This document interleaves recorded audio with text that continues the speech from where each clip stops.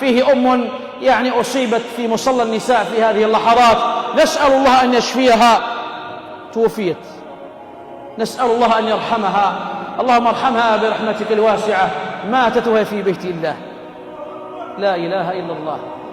هذا الخاتمة يا أحباب، لا إله. هذا الناس نغيروا منهم، هذا الناس نغبطوهم على هذه الموت. ماتت طاهرة متوضئة في بيت الله، اللهم ارحمها، آنس وحشتها وارحم غربتها، اللهم أدخلها يا ذا الجلال والإكرام إلى روضة من رياض الجنة، اللهم أدخلها إلى روضة من رياض الجنة، اللهم اجعل قبرها روضة من رياض الجنة. ماتت في بيت الله، ما أعظمها من ميتة وما أروعها من ميتة. ماتت وهي في جلسة ذكر، ما اجتمع قوم في بيت من بيوت الله يتلون كتاب الله ويتدارسونه فيما بينهم إلا حفتهم الملائكة وغشيتهم الرحمة وذكرهم الله في من عنده. سبحان الله. ماتت وهي في جلسة ذكر، ماتت وهي تستمع لخطبة الجمعة، ماتت وهي متوضئة. لا إله إلا الله. اللهم ارزقنا هذه الميتة يا كريم. هذه لها سر بينها وبين ربها، هذه لها سر بينها وبين ربها.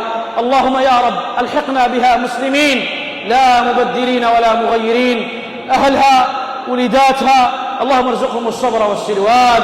يعني هؤلاء من المفروض نهنئهم لا نعزيهم، هؤلاء من المفروض نهنئهم لا نعزيهم.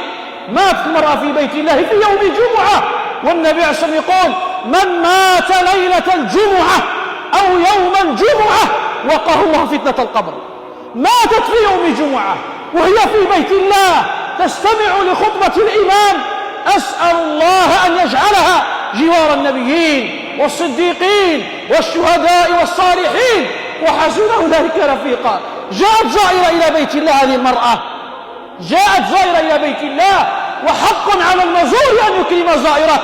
يكفيها إكراما أن الله أكرمها بموت في بيته، أكرمها بموت وهي متوضئة لله جل وعلا. اللهم إنا نسألك يا رب أن ترحم موتى المسلمين، اللهم ارحم موتى المسلمين.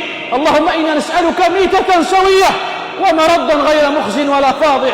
اللهم اجعلنا ممن يلهج بلا إله إلا الله عند خروج الروح.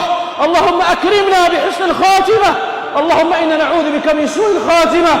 إلهنا وسيدنا ومولانا، بارزناك بالمعاصي، جاهرناك بالمعاصي، جئناك مفتقرين متذللين معترفين مقرين بذنوبنا. يا كاشف البلوى لا تهتك الستر عنا يا ذا الجلال والإكرام. يا عالم السر منا لا تهتك الستر عنا. أخرجنا من هذه الدنيا وأنت راض عنا. اللهم إنا نسألك أن تنصر الإسلام والمسلمين. اللهم انصر الإسلام والمسلمين واخذل الكفرة والمشركين. إلهنا وسيدنا ومولانا، ندعوك أن تنصر إخواننا في فلسطين على الصهاينة المعتدين. اللهم أمن بلدنا، اجعل الجزائر أمنا أمانا سلما سلاما سخاء رخاء وسائر بلاد المسلمين. اللهم أغثنا، اللهم أغثنا غيث القلوب وغيث الحبوب. رحماك بالصبيان الرضع، رحماك بالشياب الركع، رحماك بالبهائم الرتع. اللهم احفظ للجزائر أمنها واستقرارها ورجال أمنها وبركها ومن سعى على خدمة شعبها، إنك رحمن رحيم. أصلح الراعي والرعية ووفق ولي أمرنا لخدمة البلاد والعباد. اجعل الخير أمامه واجعل الحق إمامه. عباد الله، إن الله يأمر بالعدل والإحسان وإيتاء ذي القربى وينهى عن الفحشاء والمنكر والبغي يعظكم لعلكم تذكرون. ولذكر الله أكبر، والله يعلم ما تصنعون. وأقيموا الصلاة.